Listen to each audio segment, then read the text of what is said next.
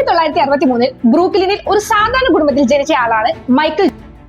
ഏകദേശം 15 വയസ്സ് പ്രായമുള്ളപ്പോഴാണ് തന്റെ കരിയർ ബാസ്കറ്റ്ബോൾ ആകുമെന്ന് അദ്ദേഹം മനസ്സിലാക്കിയത്. പിന്നീട് സ്കൂളിലെ ബാസ്കറ്റ്ബോൾ ടീമിൽ ജോയിൻ ചെയ്യുകയും പ്രാക്ടീസിലേക്ക് തിരികുകയും ചെയ്യുന്നു. അങ്ങനെ ഇരിക്കെ തന്റെ നാട്ടിൽ ഒരു വലിയ ബാസ്കറ്റ്ബോൾ ടൂർണമെന്റ് നടക്കാൻ പോവുകയാണെന്നും താൻ അതിന്റെ ഭാഗമാകാൻ പോവുകയാണെന്നുമുള്ള വസ്തുത അവൻ തന്റെ മാതാപിതാക്കളെയും ബന്ധുക്കളെയും അറിയിക്കുകയാണ്.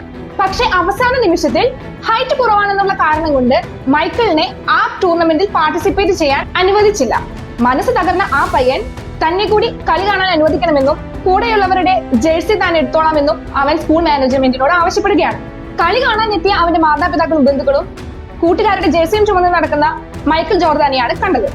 പക്ഷെ ഇതിലൊന്നും മനസ്സ് തകരാതെ ആ പയ്യൻ കുറച്ചുകൂടി കൂടുതൽ എഫേർട്ട് എടുത്ത് കൂടുതൽ നന്നായി പ്രാക്ടീസ് ചെയ്ത് മുന്നോട്ട് പോയി.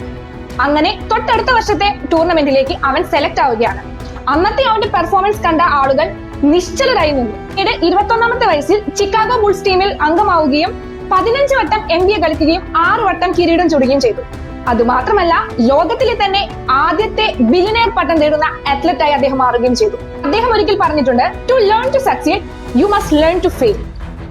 പരമമായ സത്യം.